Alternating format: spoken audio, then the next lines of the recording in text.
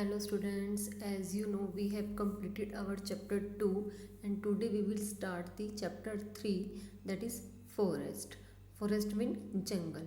Forest है क्या? Forest अर्थ पे एक ऐसा एरिया है जो कि लार्ज नंबर ऑफ ट्री से कवर होता है और जो ये लार्ज नंबर ऑफ ट्रीज होते हैं फॉरेस्ट में वो बहुत सारी लाइफ को सपोर्ट करते हैं, यानी कि जो फॉरेस्ट में एनिमल वगैरह रहते हैं उनको वो सपोर्ट करते हैं. जो फॉरेस्ट है उसका मेन कंपोनेंट ट्रीज़ है.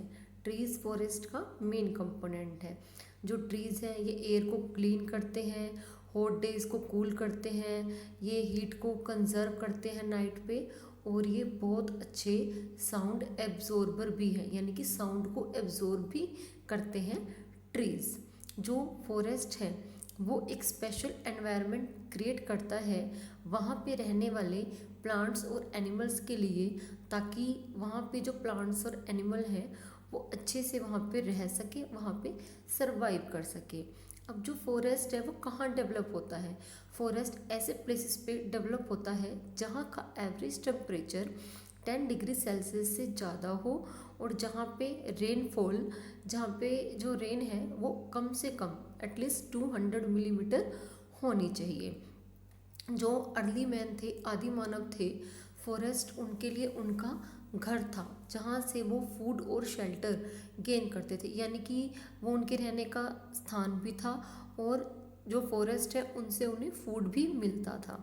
जो ह्यूमन बीइंग और फॉरेस्ट है बहुत पुराने टाइम से ही उनका एक गहरा रिलेशनशिप रहा है.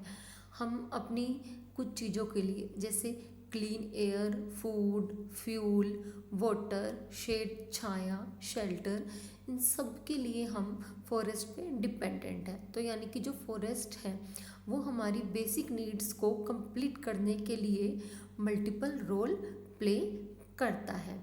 Next is advantages of forest. Forest की हमारे लिए क्या क्या एडवांटेजेस है, क्या क्या फ़ायदे हैं? तो जो फॉरेस्ट है वो हमारी बहुत सारे वेज में हेल्प करता है. सबसे पहले तो जो ट्रीज़ हैं वो एयर को प्योरीफाई करते हैं. कैसे प्योरीफाई करते हैं? कार्बन डाइऑक्साइड को लेकर और ऑक्सीजन को छोड़कर.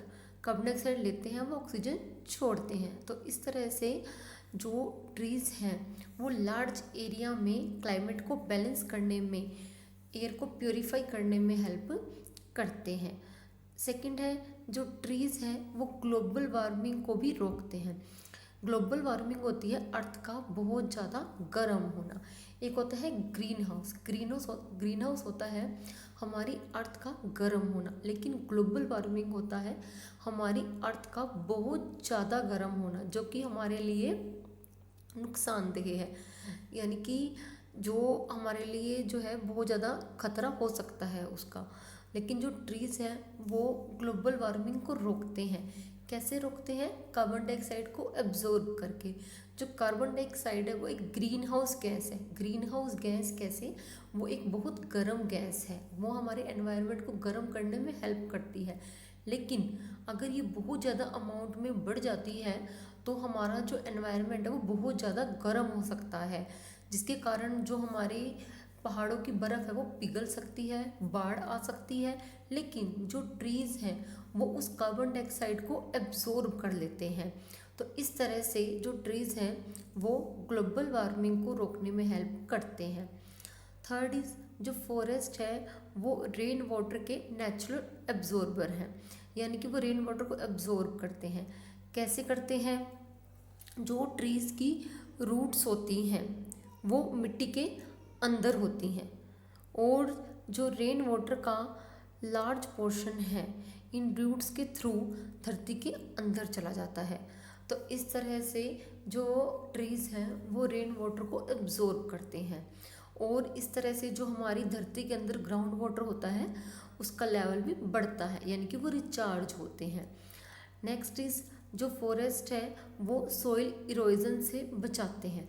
सॉइल इरोजन होता है मिट्टी की ऊपरी परत का उड़ना, लेकिन जो हमारे ट्रीज़ होते हैं वो अपनी स्ट्रॉन्ग रूट से सॉइल पार्टिकल को पकड़ के रखते हैं, जिससे कि वो बहुत ज़्यादा तेज़ हवा के साथ, बहुत ज़्यादा तेज़ बारिश के साथ बहने नहीं पाते. तो इस तरह से जो ट्रीज़ हैं वो सॉइल इरोजन से भी बचाते हैं। नेक्स्ट इज जो फॉरेस्ट हैं वो बाढ़ से भी बचाते हैं। बाढ़ से वही कि जो ट्रीज़ होती हैं, जो रूट्स होती हैं ट्रीज़ की, वो रनिंग वाटर को एब्जॉर्ब कर लेती हैं। वो उसकी जो रूट्स होती हैं वो एब्जॉर्ब करके उसको सोइल के अंदर लेके जाती हैं, जिससे बाढ़ आने से बच जाती है। नेक्स्ट चीज़, जो फॉरेस्ट है वो रेनफॉल लाने में भी हेल्प करते हैं, और इससे क्या होता है, बेटर क्रॉप्स होती हैं और चारों तरफ हरियाली होती है, ग्रीनरी होती है। और लास्ट इज जो फॉरेस्ट है वो बहुत सारे एनिमल के लिए उनके रहने का घर है, यानी कि बहुत सारे जो एनिमल हैं वो फॉरेस्ट में रहते हैं।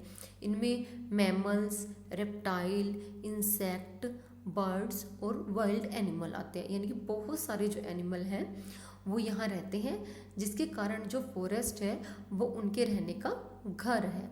Next is forest products. जो फॉरेस्ट है, फॉरेस्ट से हमें बहुत सारी चीज़ें मिलती हैं जो हम यूज़ करते हैं, जिनका ह्यूमन बीइंग के लिए बहुत ज़्यादा यूज़ है। तो उनमें से कुछ फॉरेस्ट प्रोडक्ट हैं। First is would. जो वुड है वो हमें ट्री से मिलती है, और इसका क्या यूज़ है, एक तो ये फर्नीचर बनाने में काम आती है, पेपर बनाने में काम आती है, और वुड का यूज़ एज अ फ्यूल भी किया जाता है, वुड और टिम्बर का use. Next is medicine and spices.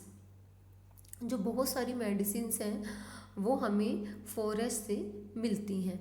बहुत सारे मेडिसिनल प्लांट जैसे आंवला, अश्वगंधा, ब्राह्मी, ये सारे फॉरेस्ट में ग्रो करते हैं। तो यानी कि जो फॉरेस्ट है वो हमें बहुत सारी मेडिसिन प्रोवाइड करते हैं, साथ ही साथ फॉरेस्ट से हमें बहुत सारे स्पाइसेस, मसाले भी मिलते हैं। Next is gums, resins and dyes. जो गम्स का यूज़ एडहेसिव होता है, चिपचिपे पदार्थ। गम्स का यूज़ चिपचिपे पदार्थ बनाने में और मेडिसिन बनाने में भी किया जाता है। और बहुत सारी जो गम्स है वो खाई भी जाती हैं। कई बार सर्दियों में हम जो पिनिया बनाते हैं तो उसमें गोंद डालते हैं, तो यानी कि वो खाई जाने वाली गोंद होती है। और जो रेजिन्स हैं उनका यूज़ वार्निश और पेंट बनाने में किया जाता है। और डाइज जो कपड़ों को, पेपर को कलर करने के काम आती है, वो भी हमें फॉरेस्ट से ही मिलती है। Next is special leaves. जो एरिका नट लीव्स होती हैं वो डिस्पोजेबल प्लेट बनाने में काम आते हैं, इनकी स्पेशल लीव्स हैं, इनका यूज़ होता है। तेंदू लीफ, जो तेंदू लीफ है उसे ग्रीन गोल्ड ऑफ ओडिशा कहा जाता है। और जो इस तेंदू की लीव्स होती हैं इनका जो यूज़ है वो रैपिंग के लिए इसका यूज़ किया जाता है।